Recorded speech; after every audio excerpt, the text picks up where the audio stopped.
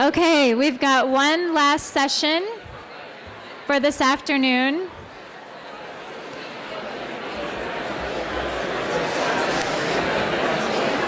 We're cognizant of the time, and again, appreciate your time. We're hoping to wrap up by 4 o'clock this afternoon. So if you'd all find your seats at this point.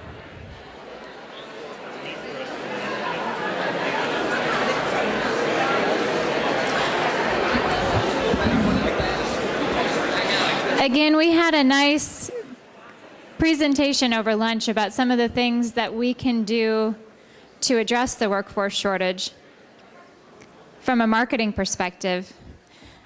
At this time, we're going to have a panel presentation.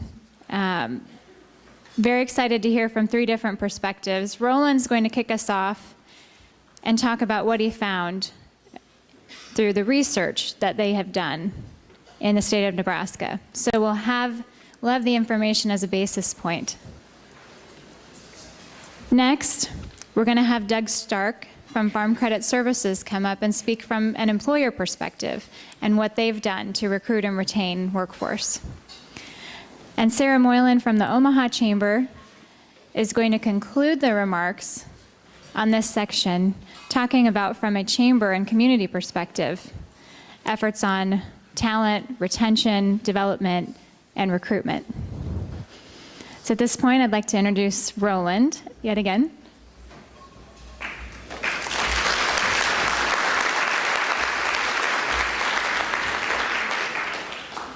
Okay, good afternoon again, one last time. After this, you won't have me to kick around anymore, so. And I'm going to go fairly quickly and fly over the data, and certainly be glad to go back to it in the question and answer afterwards. Quite an interesting picture, something you all know, I think, but Omaha Lincoln MSAs, actually Omaha Consortium, actually for a change we have the data without Iowa, because who wants Iowa in your data, grow much more quickly than the United States as a whole, than Nebraska as a whole, and much more quickly than the Midwest and the rest of Nebraska. If you look at the bottom, I think this is very important. Pale blue line, I'm not quite sure why there's that idiosyncratic dip in it. Looks like measurement error to me, but outside the principal metro areas of Nebraska, notwithstanding high variance, right, so some towns have changed, population growth has been quite flat. By comparison, in the Lincoln and Omaha metros,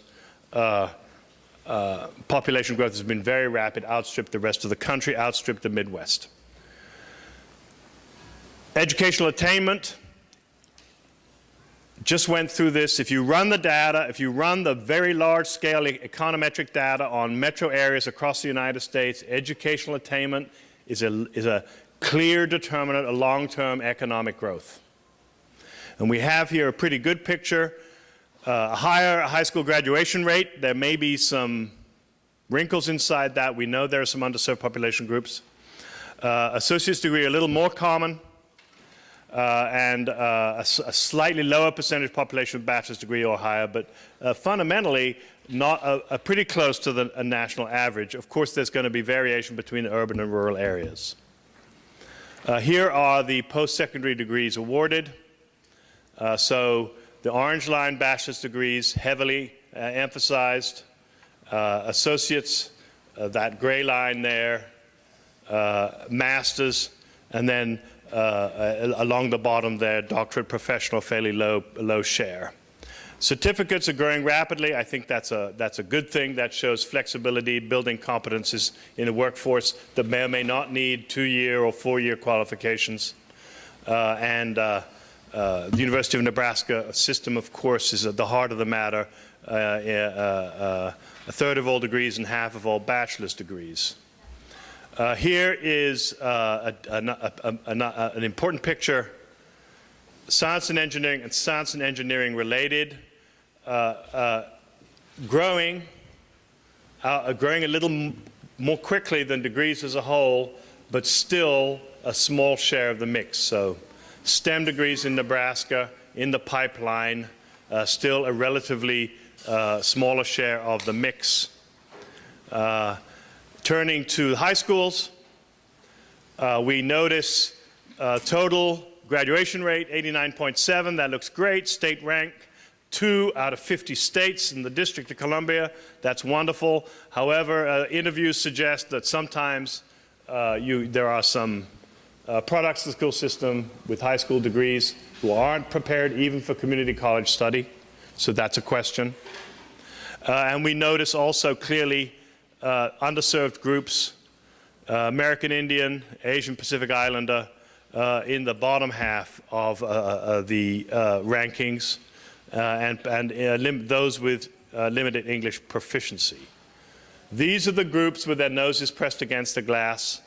You need to include them because it's money on the table. You've got to get them back into the pipeline. Keep them in the pipeline. I'm just going to slip straight through there. Here's some, well, let's go back and quickly. Here are some examples of the median wage for the state, and that's all the state. We've got some jobs here. Poultry, fish, cut trimmers, so they're below the median for the state as a whole. Even by rural areas, that's on the bubble. When we look at financial services jobs, compliance officers, those sorts of things, much, much higher. Computer programs, much, much higher.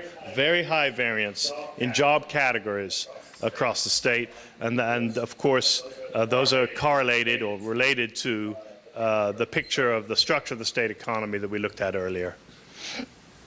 Now, see if there's anything here. Something, industrial machinery mechanics, a decent median annual wage, right? And overrepresented in Nebraska, so that's an important group, growing very rapidly. So these are the, for example, the automotive parts, other sectors and clusters identified in the earlier analysis. That's a mid-range set of skills, very valuable to the state in the future, it seems to me. Here, of course, insurance underwriters, plenty of that. Compliance officers, those are supervisory. And on the other hand, we notice some of the welders rather on the bubble in terms of the state average for pay. We heard an interesting set of stories. There's a lot of metal bending in trailers and auxiliary attachments for farm equipment and trucking. And generally speaking, and this is, I may cause complaint, but generally speaking, if you pay more, you can find the welders you want, and if you don't, you can't. So there's upward pressure on wages there, which is probably the right thing. Here's the data that I think is most interesting. STEM jobs, the average pay in Nebraska, $70,000, okay? A relatively small share of the total number of occupations, but growing faster than all other jobs, growing faster in particular than non-STEM jobs, okay? And obviously the future for the urban areas. So you need to got some workforce challenges, a general shortage, we've heard that, an acute shortage of IT and other STEM graduates in high-pay, fast-growing occupations. I think a survey with the Chamber, we might hear about that in a little bit, identified in 1 year 1,600 IT-related jobs going unfilled in the Omaha area, which is rather more than is produced in the pipeline in any single year. Failure to integrate underserved non-English speaking populations, above average time to degree in the University of Nebraska system. It's not bad, but it is below the median for the United States. That's the 6-year time to degree average. In other words, percentage who graduate within 6 years or less. And then we also heard a little bit about loss of teachers through the credentialing pipeline, teachers who want to get a credential and have to do their field teaching. I don't think that's quite how you describe it, but they get paid if they do that in Iowa. They don't get paid if they do that in Nebraska, so they go to Iowa and then they don't come back. So some of the responses could include we want to keep our graduates at home, subsidies perhaps for graduates who stay in states, various kind of internships and short courses. We've heard a little about that. Intern Nebraska is a very, very successful program, very well thought of, probably needs an increase in support. Increase the students in the pipeline through out-of-state recruitment perhaps. We heard from the president of the system. I think he's got some ideas. There are more too out there. Should you give in-state tuition to out-of-state students who study STEM programs? Should you give some income tax credits to any student who graduates with a STEM degree and stays in state? There may be devices that you could do that. And then finally, and this is a long-term and complicated suggestion, but it is possible that you might turn to a funding formula or other mix of incentives for four-year institutions that measure performance and have them paid accordingly. That is the best practice nationally right now. At present in Nebraska, the community colleges operate on the basis of a funding formula, but not the four-year institutions. So that's all I have.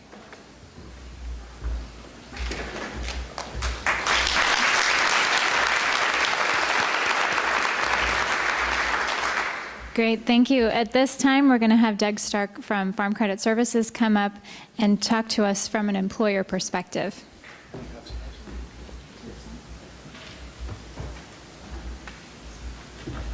Good afternoon, everyone.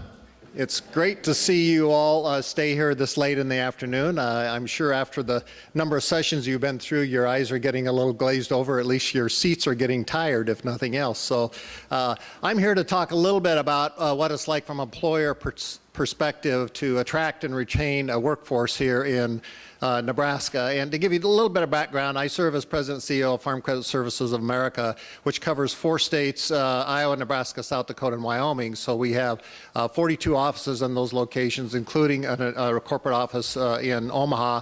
And we have another, I also serve as CEO of a similar company in eastern Nebraska. We have another 6 offices down there. We have about 1,600 employees around those in actually 49 locations. Including here in Nebraska, locations from Scottsbluff, Alliance to Norfolk, Omaha, Beatrice, Lincoln, and places in between, many communities which are represented here across the state. Our corporate office in Omaha, we have approximately 600 employees. We have been in our newest facility there about 2 years, and we just purchased, some of you may know the old Playboy Club, the Carroll Hotel. We just purchased that as an additional expansion. We're not planning to use it as such, though, you'll be glad to know. But nonetheless, you know, our plans are to continue to grow our business. As a matter of fact, yesterday morning, our executive team just approved a staffing recommendation to add approximately 5% to our Nebraska workforce. And these will be in those jobs, Roland, that you just described, will be in the high-paying side. So they create opportunities in all these rural marketplaces that I just talked about, some of these locations, including many in Omaha as well. So what I'm going to talk a little bit about is we've been fortunate enough to develop a very engaging culture here in our organization. Especially in Omaha, but it really permeates every one of our offices from Scottsbluff to Beatrice and everywhere in between. We really strive for a very similar culture. So I've been asked to talk about what it takes to develop such an engaging culture, and we've been fortunate enough over the last several years, as Sarah will talk about, in working with the Omaha Chamber of Commerce to win a Best Places to Work awards for several years in a row. Not number 1, but certainly in the top 5 in the last several years. And we feel very fortunate in that regard.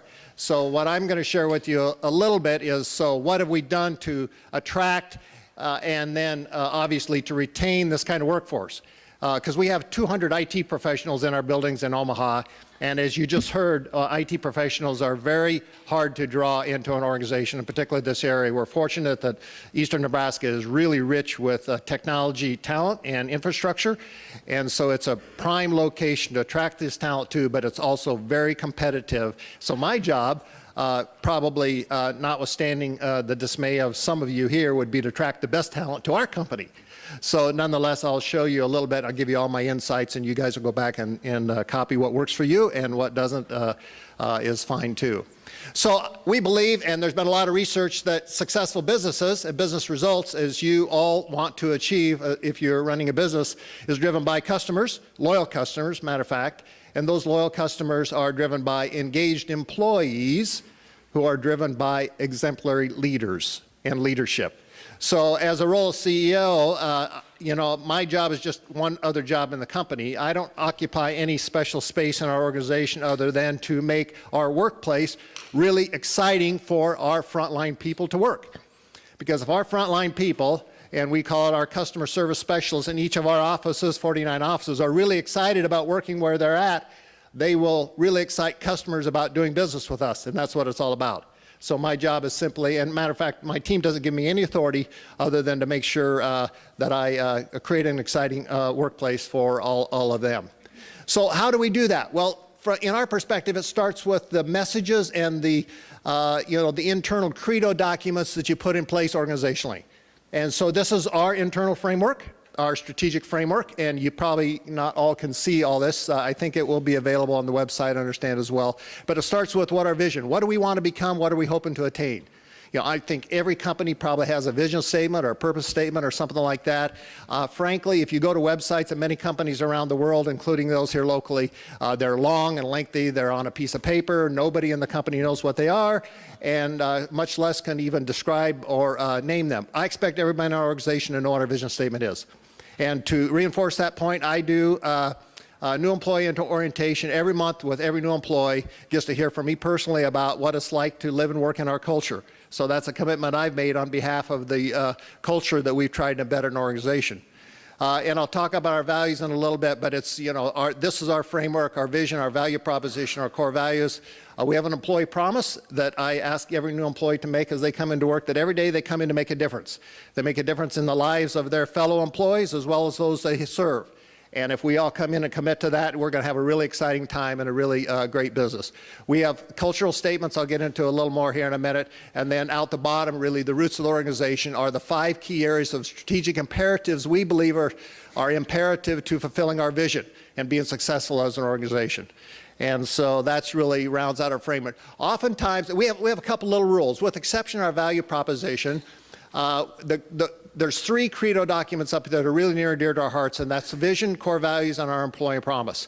And I expect every employee to know what they are, and they have to be 7 words or less, or your employees will not remember them. I can just tell you, if you got a list of credo documents, you got a list of values, you got paragraphs of them, I've seen them in many companies, we've had them in the past, nobody knows what they are, but if you keep them short and simple and catchy to some degree, then people will remember them. And you reinforce them as leaders. You have to talk about them as a leader. And that really gets into the next piece. You know, our leaders talk about this. They talk about what it's like to work here. So this is our vision statement.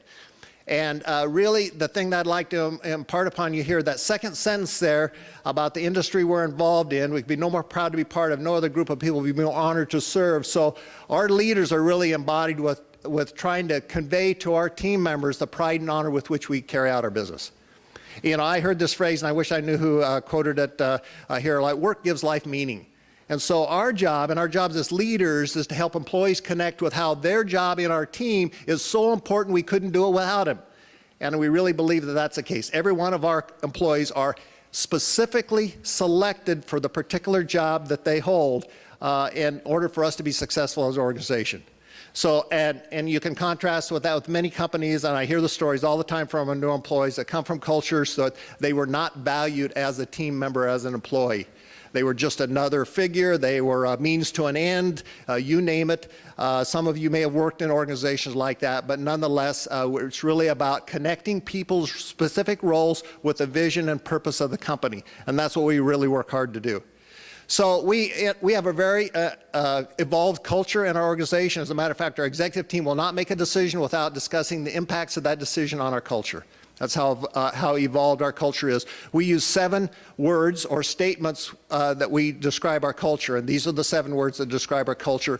And we just did a survey last year. We do an annual survey. We just did a survey last year on these statements, and these are near and dear to our employees' hearts. And 2 in particular, and to show you how this plays out in our organization. So who are we? We are leaders. This is just one aspect of it. Leadership's about action and purpose, not position. As I mentioned earlier, my position is just one other in the company. I just happen to work with the board of directors. We have other team members that have a much more important role in our company than I do as CEO. They serve customers. And so it's that action and purpose that really drives us. So every one of our cultural statements that I saw here in the back, these 7 have a little statement that inspire our team members around what it's like to live and work in our organization. Here's another one, and this is the one that's probably most near and dear to our team members' hearts, is we are servants. You know, the farmers and ranchers we serve are the reason we exist. They're part of our extended family. So that's the honor and pride with which we're trying to convey to our team members to make them inclusive and part of how we go about carrying out our business. And it really is effective when you can get that alignment carried out throughout the organization. I would tell you we have a very engaged and involved culture, but it's really based on two core values. And you could say, okay, yeah, and their honesty and integrity. That's pretty common. I mean, you could say that in any business. Well, we act on them. If somebody violates one of our core values, they don't stay in our company. Simple as that. And I tell our new employees that the very first day they go to work. You violate one of our core values, you're not around here, no questions about it. So just understand that. Now, you could say honesty and integrity. Well, that's pretty common. Well, honesty and integrity is more than just not lying, stealing, or cheating. It's a higher bar than that. We have higher expectations of our team members, these professionals that we've talked about here, than just coming to work and showing up and being honest. It's really raising the bar. And we really talk about integrity, of honoring the integrity of your word. Your word is your bond. When you tell somebody, you make a commitment to somebody that you're going to do something, you do exactly that, or you call them ahead of time to make sure you renegotiate that commitment. And I had it happen to me personally, the other side of this last night. I had a commitment. I had an appointment with somebody outside of our company at 6:30 last evening, and she called me at 6:25. She said, I'm 5 minutes from your home. I'll be there a couple minutes late. That's exactly what I tell our employees. When we have a customer out there and you're going to be 2 minutes late, you call them ahead of time, you tell them you're going to be 2 minutes late. That's honoring the integrity of your word. It's doing the right things regardless of who's watching or keeping track. So we do a lot to source new candidates. As I mentioned, we're getting ready to roll out additional employees that we're hoping to hire in the next 60 days. In any event, we use referral. Our most effective is word of mouth through our employees. Because we're a best place to work, our employees speak on our behalf. And it's really developed into our best source of new candidates. So we pay them. If their candidate referral comes into our organization, it costs a lot of money to develop and recruit employees, and we say our employees are our best candidates, or recruiters, I should say. If they refer a candidate that's outside the company, then we give them some monetary reward. And I don't know what it is. It's $1,000, $1,200, $1,500. It kind of depends on the position. But nonetheless, it's a notable amount. So it's worthwhile for them to really think about. The other thing that was a side benefit of this that we didn't even consider is they pre-screen these candidates.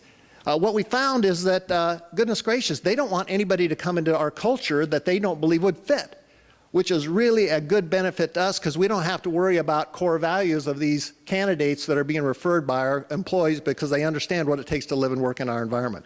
And so that's been a real side benefit. Obviously, we do a lot of things here. I talked about best places to work. We've received a top workplace award in Iowa, the #1 top place to work in the state of Iowa. Actually, the #2 bullet, the young professionals, we did receive an award for that. I just left a session this morning with our young professionals. We had 125 young professionals in Omaha this morning from all over our 4 states, came into Omaha for a conference. We bring in outside speakers. We have different activities for them. We engage in development activities. We really encourage our young professionals to be involved in our organization regardless of what position they hold in the company. As I go back to that other statement, you don't have to be a title. You don't have to have a title to be a leader. We ask everyone to step up and be a leader regardless of what role they have in the company. Our most popular development class in our organization is called Leadership is Everyone's Business, and I'm one of the facilitators in that class, and along with other members of my executive staff. So it really just kind of perpetuates and feeds on itself. We also have another program we started 2 years ago really around advancing women into leadership roles. I would tell you we're not where we want to be there. We were recognized for our work in that area, but nonetheless, we still have a ways to go in that regard. We use ambassadors and internship programs, and on the IT side, we use a lot of contract employees. And frankly, what happens is we contract those employees in to supplement our existing staff. They find after they've worked 60, 90, 120 days, if a position comes over, it's a fight to get into that role by these contractors. They want to work there, and in some cases, they'll take cuts in pay to work in this environment. So that's a huge benefit to us. We pay competitive prices, but we don't have to pay top prices to get talent because we are known as a best place to work. So probably the last, one of the last things I'll show you relative to the people side of the things, which kind of goes in concert with what I just mentioned. We are really strongly focused on employee development, not training. That's a different story. We'll train our team members to do their jobs. We're talking about development. So the phrase I use with our new team members as well as everybody in the organization is, I hope that our employees are better fathers, mothers, brothers, sisters, and sons and daughters because they work for us. And I'm not talking about just being happy and it's a nice place to work. We want them to be better people. So as you see there, if we grow our people, we grow our business. So we start on the human side of people development, not on the technical side. Yeah, we'll teach all that stuff. That's a given. That's what you're going to get as a result. But we really develop. So we've created a whole department, our organization development learning team, that focus on the people side of the business.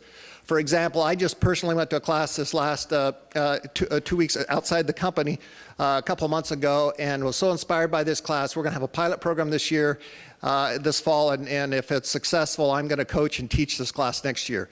I also facilitate, or I also are involved in a reverse mentoring program where I have 2 of these young professionals who are actually teaching me what I don't know. And so as an example, I've been in our company 35 years. The problem is, I've been on our company 35 years. And so I need some of these young professionals to help me with the blind spots that I have as a seasoned leader in our organization. And I'm on my second run of that. I did that with 2 young professionals last year, and I'm doing it again this year with a couple folks in our field offices. And I find it to be very inspiring to sit down with them. Initially, they're very intimidated to sit down with the CEO, as you might expect, but certainly they get very comfortable with that over a period of time and provide invaluable insights to me in terms of my leadership of our organization. So with that, that's really kind of some of the highlights. It really gets back down to connecting people with the greater purpose of the organization and making sure that they can connect and their work has meaning. Because whether you're a millennial or whether you're a baby boomer, I believe that is the case. If you know that your work has meaning and the contribution you come in every day, you're excited about getting up and getting out of bed and coming into work and making a contribution. And that's what we try to achieve with the culture we've worked on at Farm Credit Service America. So with that, I'll step back, and if you have questions later on, I'll be glad to take any of them.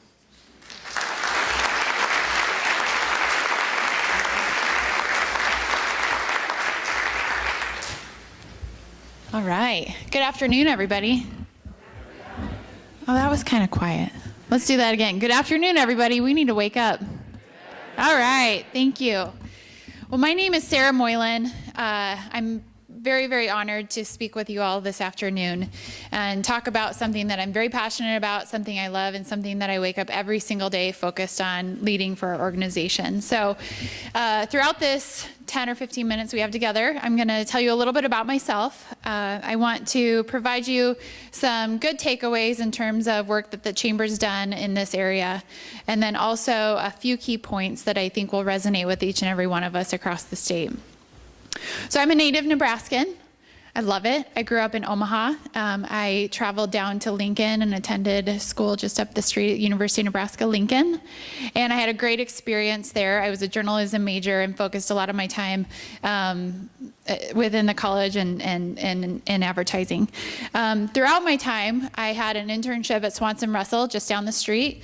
Grew some great relationships throughout that time. In my senior year of college, one of the faculty members, one of my teachers actually reached out and offered me an internship at a small branding agency down in the Haymarket. It was a free internship, so my parents rolled their eyes a little bit because it extended past graduation and they footed some more bills for me.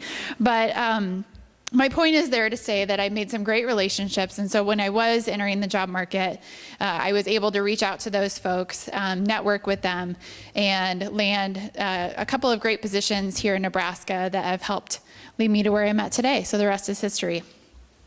So I want to share with you all a little bit about the Chamber mission, because I don't wake up every day and do my job without believing in this thing. So the fun part about this is I get to say that I'm a champion for our business community. My job that I'm responsible for is understanding our labor market and those major trends that are affecting our business and then our businesses, and then develop strategies to address those trends, those needs. And so I love what I do. We have a fun team at the Chamber. I am actually the first director of talent at the Chamber. So if that gives you any sort of context, I've been doing this job for about 4 years. And so while that might seem like a long time to organizations that don't have directors of talent, it's really quite new, and we're still learning our way throughout this process. The other piece I would tell you is, whether you're working on the talent team, whether you're a part of business retention or outreach or attraction or what, the number one need we hear from our businesses is talent. That's not new. It didn't just happen today. It's been that way for at least 4 to 6 years, where businesses across the state say talent, talent, talent. So we need to all get really serious about this challenge that we have in our state. I'm going to tell you a little story. It's not a great story, but when we have businesses that create jobs, create innovation, and really grow in our markets, and they can't find the talent they need, they pick up shop and they go other places. And that happened. One of our big Fortune 500s in Omaha opened a tech shop in Austin, because although we do have great tech talent in our region, there just simply wasn't enough. And they opened a tech shop in Austin. So that's what we're fighting against. And although talent's fun to talk about, it is kind of a serious issue that we all need to be addressing. So I want to run through a few quick data points that I think we all can rally around and we understand affect this talent conversation. 1, low unemployment. Whether you have 2.9%, 3.4%, whatever the case may be, we all are challenged with low unemployment. It's not something that we'd trade, but it is a factor within addressing the talent needs of our business community. So that's number 1. 2, to make matters better or worse, is we have a really high labor participation rate. So even those that are of working age, we are either the top state or the second top state from time to time in terms of labor participation. So of working age, people are participating in the workforce. So that just makes it even more challenging. The last, and Roland talked a little bit about this, is across the state, we have slow or even low population growth. That's hard, and that makes our jobs really, really hard. We need to see an infusion of talent, population in our state. If we filled every open position today, we still wouldn't have enough workers to fill all those spots. And the last one is probably the worst. Over 10 years, we saw 4,000 bachelor's degrees leave our state. That affects every single one of us in this room. If you think about the economic impact that each one of those people can have on our state's economy, it's huge. The money they would spend in our restaurants, in our communities, the houses they would buy, the apartments they would rent. Think about the economic impact that just that spending money has, not to mention the wages that they would earn, and the innovation and new ideas and products that they would help create in our businesses. So I often get asked in my job, how do we create a talent strategy? What is our strategy? What is our focus? And so I want to walk you through that a little bit today. And I'm going to ask for a little bit of audience participation. So if you don't raise your hand, and I don't get a little bit of audience participation, there are quite a few friendly faces in the audience that I might just call on. So everybody wake up a little bit, take a drink of coffee or something. So my question for you all are, oops, I just revealed one of the answers. All right. So my question for you all are, think about the trajectory of a person's life. Think about those times throughout the average person's life where it might be likely or more likely that they would move. Okay, that's my question. Does anyone have an idea that they'd High school. Thank you, Lisa. She took the obvious one. Anybody else? College, stay here, college. After college, after that post-secondary time, yep. Marriage, maybe after a big life event, yep. When they are exiting the military, that's a good one. Anybody else? Retirement, exactly. So I want to dive into some of that because my point here is to say we can address the talent shortage and our strategies in a number of different ways, but we need to be focused, we need to be narrow, and we need to go deep. We need to pick a few of these key times in people's lives when they are more likely to move. So I want to talk a little bit about some of these. High school. Think about the end of high school. You've just finished your senior year. There is no 13th grade for anybody. So you're faced with a decision. You either get a job, you enter a training program, you go to community college, you go to a four-year college, whatever it is, you're faced with a decision point. So let's influence that time in a person's life. That is such a key time that everybody is nearly making a decision about what they're going to do. I heard this one too, college, the post-secondary era. Doesn't matter what you were doing during those 2 or 4 or 6 or 8 or how many years. After college is a pivotal point because most people sit there at a crossroads. Do I get a job? Do I go on to school? Do I move? Do I stay? How am I engaged? Where am I likely to make my next move? So that's another key point. I want to tell you a little story. I'm going to embarrass somebody. He's not in the room. Hopefully he never hears me tell this story, but his name is Matthew. I babysat Matthew when I was a kid. I was 12, I think, when I started babysitting him. Matthew's a great kid. He's grown up in Omaha. He went to high school, finished as an honors student, went on to UNO, he's a junior there. He's most likely going to graduate, doing a great job. And Matthew has only worked as a lifeguard as a part-time job. He's never had an internship, has very few business connections in the community. When he goes to graduate next year, when he starts sending out resumes to businesses, he's as likely to get a job in Denver as he is in Omaha. That's not Matthew failing, and I would even say it's not 100% his parents that haven't helped guide him in those areas. We have missed that opportunity to engage him.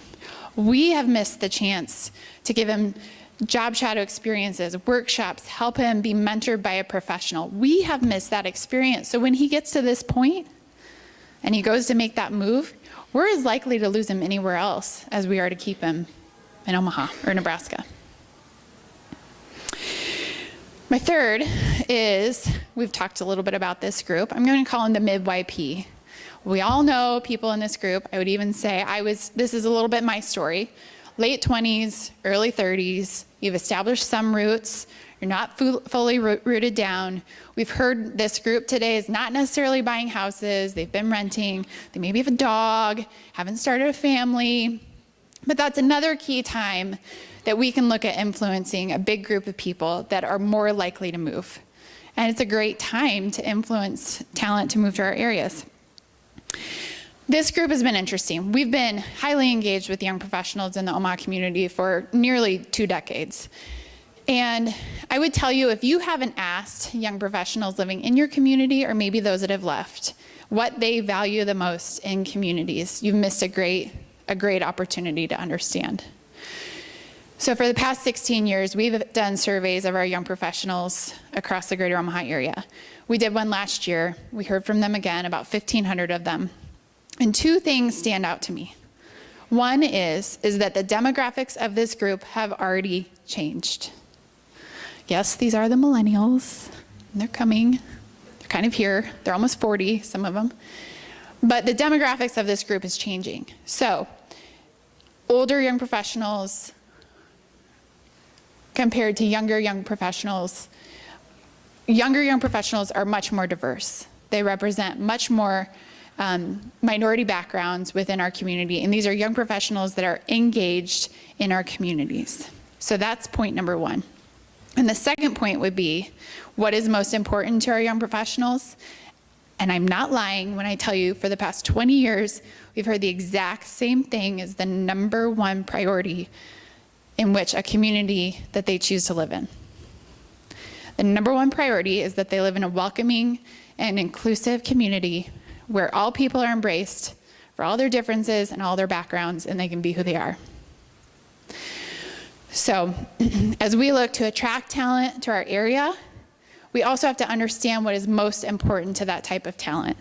And we have to not only try to attract that talent, but also live and breathe and demonstrate that we understand what that talent is looking for in our area. I'm gonna leave you with 3 points and then I'll wrap up, I'll be done. One is, and I don't think this has been talked about as much, but we are the connector point with business and what their needs are. And I think, well, we'll go with number one first. The HR community, the HR industry is in shambles. I don't think that's been talked about. But we still have employers who post positions and think that talent will come. They will just sign up, walk in our door, and talent will be there, and all of our problems will be solved. And that's not the way it is. Talent acquisition, talent development is a long-term process, even for businesses. They need to be engaged in our middle schools. They need to be engaged in our high schools. We have to help them with that. Education and business haven't typically been at the same table. They haven't. But the funny thing is they're working on the same product. Talent is getting developed from early kindergarten all the way through formal education up into a business. And you heard Doug talk. He develops talent every day at his business. So we're all working on the same thing. We need to work together on it. Second is go narrow and go deep. You can't do everything. So pick a few of those targets, do them really well, speak to those audiences, understand what those audiences want, and we will see more success that way. And the third, we're all in this together.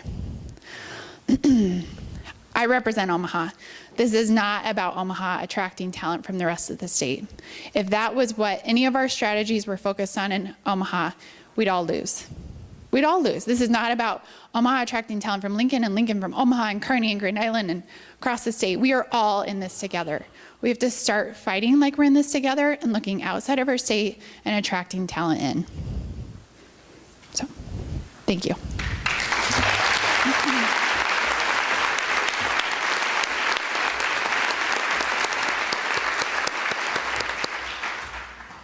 So, very exciting panel to wrap up the day. I'm sure we have some questions. Please come up to the mic.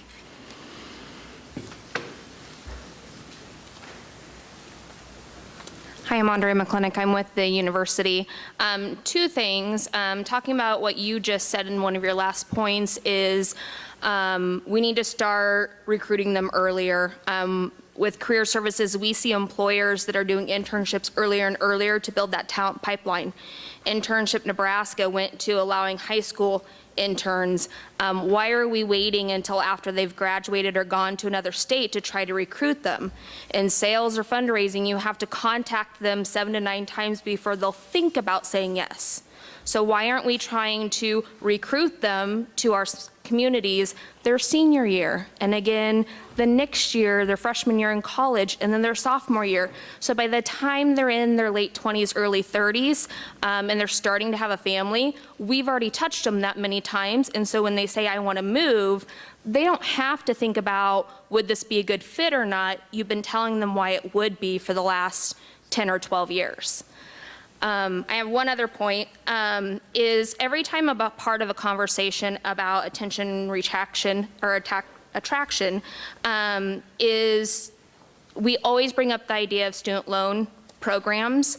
And like you all said, that it's unlikely that we're going to retain 100% of all of our Nebraska graduates. And even if we did, that's not enough to fill our need. So when that topic comes up, and inevitably will, is why are we looking at new grads? If you're looking at return on your investment on a dollar, look at someone that is in their late 20s, early 30s.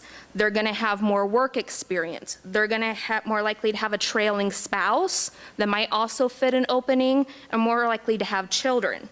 They also, if they could get some student loan reprievement, they could potentially afford that house at $120,000 to $140,000 versus trying to ask our developers to do a house for $80,000, $90,000, or $100,000 to be affordable. So I just posed that idea of looking at the older millennials. If you look at a student loan program, I know there's the RHOP, so certain industries do it. Holdridge is doing it with their LB 840 funds. And Kansas does it. There's 72 counties in a rural opportunity zone. If you move there as a new resident, you can get student loan repayment dollars. I almost looked at going to Kansas, like this close. But I will say it's really hard. Coming out of college, I started $11 an hour, 4-year degree. And it's probably took me 10 years to get up to over 40. So it was really hard to get a house. But. Yep, thanks, Andrea. And this is what this is all about. Really, we don't have all the answers up here. We've got a lot of incredibly talented people who've presented to you today and a lot of information. But the reason for this summit is because, as Sarah said, we're all in this together. And we want to hear from you. We want to hear ideas. We want to implement some of these great ideas into policy so that we can move the state forward.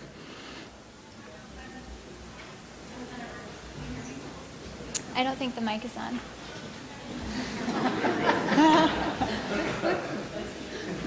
I'm Senator Kate Bowles in action. I swear I didn't plant the previous comment, but I will use this opportunity to mention that I brought a piece of legislation last year that would create a student loan tax credit for businesses that want to provide that as a benefit to young people, and I'll be bringing that next year. So anyone who wants to partner with me is welcome to contact my office. But I actually wanted to ask a different question, which is each of you as speakers talked about the importance of diversity in workforce recruitment and retention, the importance of addressing the racial achievement gap, of including and valuing young people, of creating welcoming communities. And I would be curious to hear more about strategies that Nebraska should be using to value and incentivize a diverse workforce and draw them into Nebraska's communities.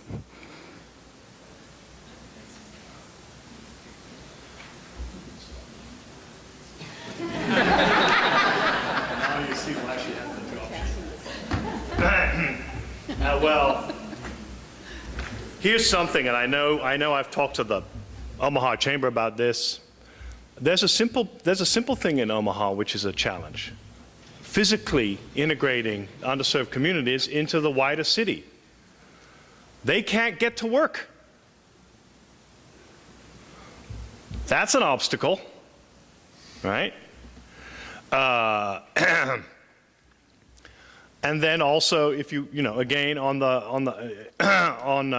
if you're thinking in terms of the pipeline, the earlier you go back with an intervention, the cheaper and more effective that's going to be. So it's no good if you have an underserved community and you get them into the community college and they need remedial wraparound services in their first year when they're taking their first credits. We know the data on that. They're not going to do very well. That's national. So you need to look back, down, up, I guess, the pipeline, and make sure that K-12 is performing as advertised. The top line number, K-12 in Nebraska, looks great. Number 2 in the country. When you drill down inside into the subgroups, there are some very serious challenges. You've got to own that now. And that applies obviously in urban areas. And then this idea that you include them physically and you include them socially, that you include them politically and commercially, right? These are people who are natural entrepreneurs of necessity. We talk now in the literature, economic literature, about entrepreneurship of opportunity. I've got a great new technology. I'm going to take it to market and be rich. And then there are entrepreneurs of necessity. This is a group who are very often entrepreneurs of necessity, but they learn. They learn the marketplace, they learn hard work, they learn the benefits of a family team doing things. That has to be recognized and built on. That's a huge asset that shouldn't just be sidelined in a geographically distinct small town or part of a greater city. I guess that's all I have to say there.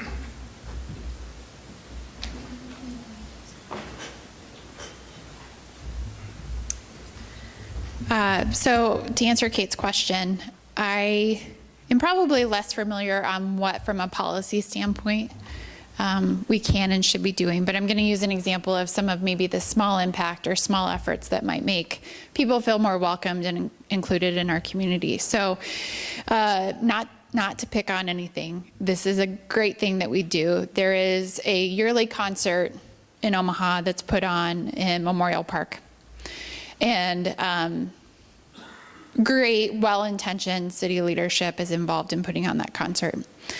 And throughout my lifetime, an example of the types of artists that perform at it and headline it might be the Beach Boys or, the Journey band or Kenny Loggins or whoever. Okay, great, and it gets a great turnout. But why, aren't we investing in local artists and giving local Nebraskans and local artists that support to take the stage? And also, we tend to pick one genre. We get a lot of families, and predominantly white families, that attend that concert. And have we ever thought about appealing to different types of interests? Have we ever had maybe a band that appeals to hip hop or country or, I don't know, you name it, but that's an example where maybe some of the great aspects that we have can be tweaked just a little bit once in a while to sometimes include people who have different interests, different backgrounds. And that's a concert, but it kind of makes people feel included if once in a while they think they can find people who have stuff in common and hang out in the park with them together. So I don't have as many policy examples for you right now, but I think that if we just think thoughtfully about how we can include different people of different backgrounds in some of the stuff we've done, I think some of these tweaks aren't as hard as we make them seem. So.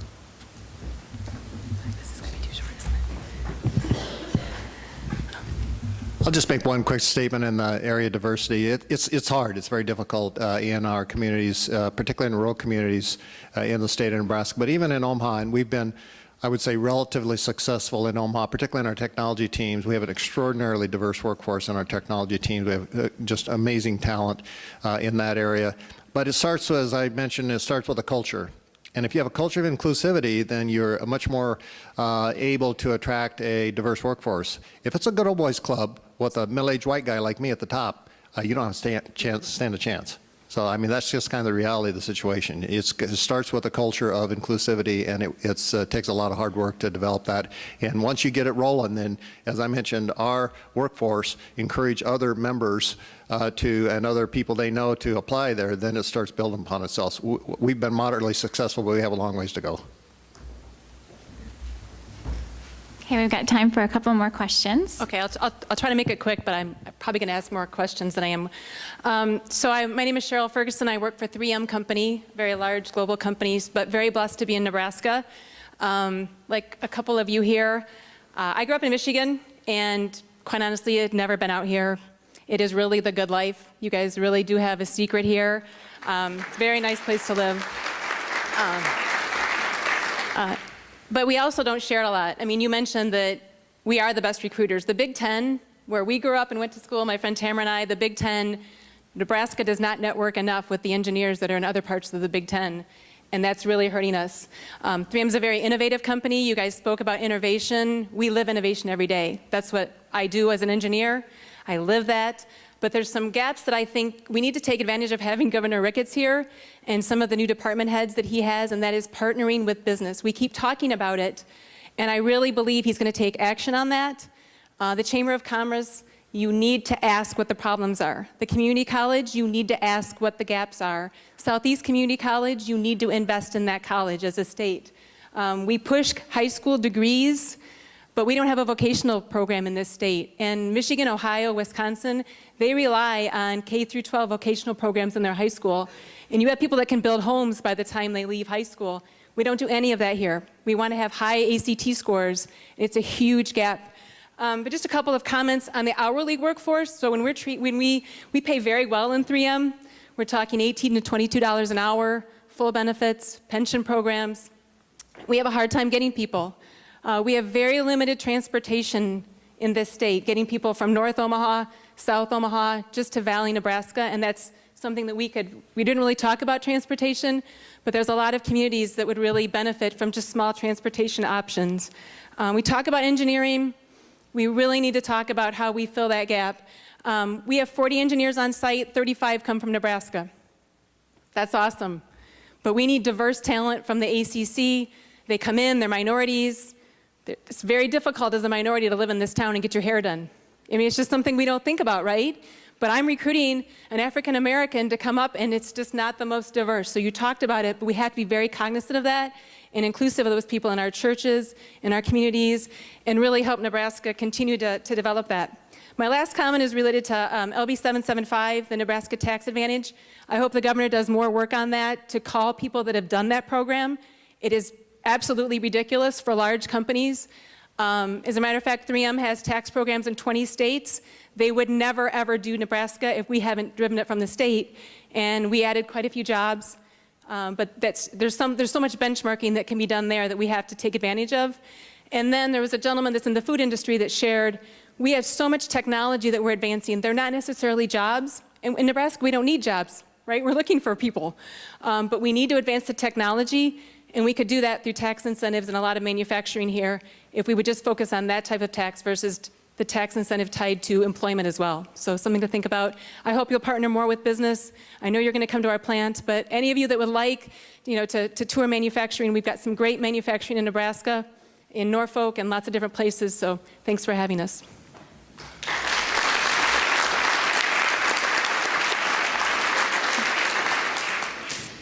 All right, thank you, Phil Bach and University of Nebraska. Thank you to the panel and Governor Ricketts for hosting us today.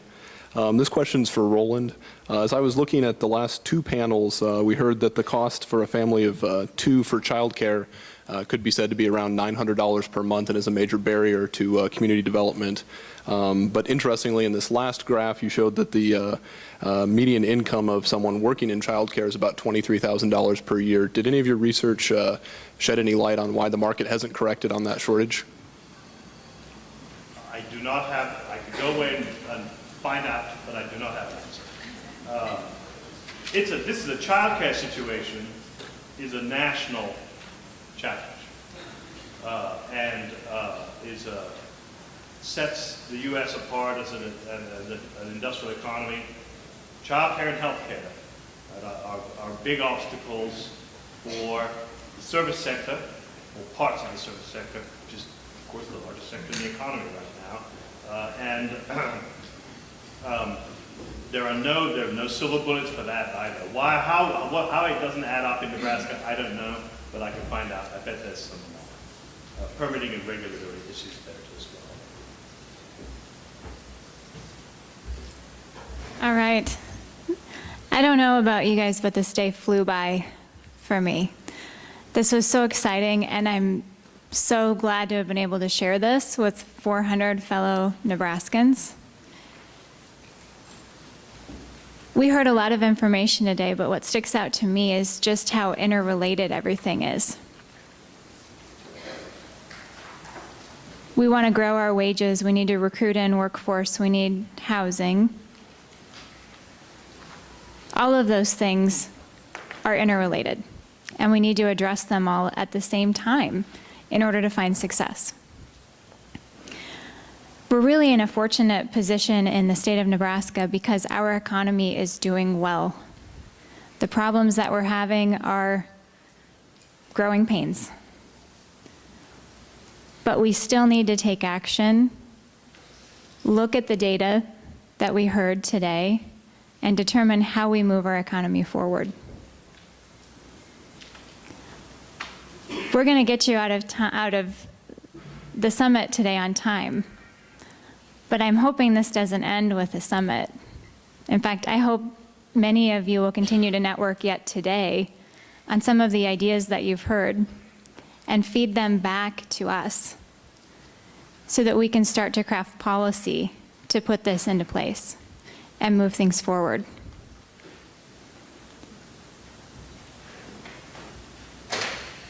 I can't tell you again how much I appreciate each of you being here and the cross-section that we have from the state.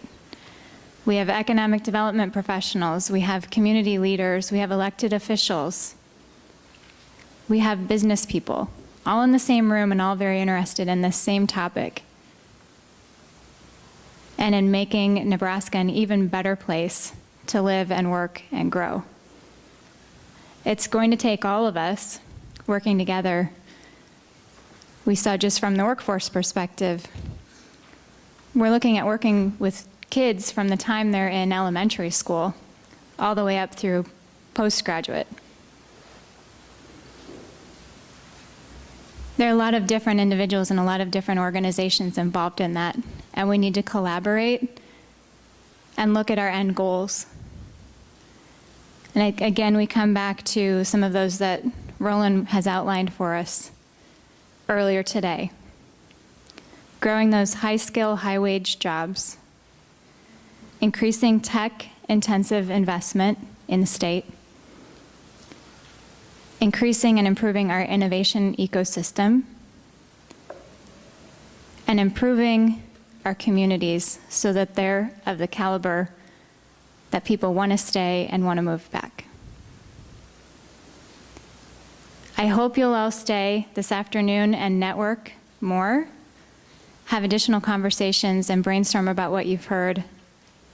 And again, I hope all of you will feed ideas back to us at the department. I did want to share with you the presentations that you saw today will be available on the Summit website, negovsummit.com, and that's in your programs. In addition, the full reports from SRI on both our target industries and our business climate, workforce and housing, and then also on the innovation side will be available as well. Please take a look at those. Take a look at, refresh your information from the slides that you saw today, and come back to us with additional ideas. Thank you again.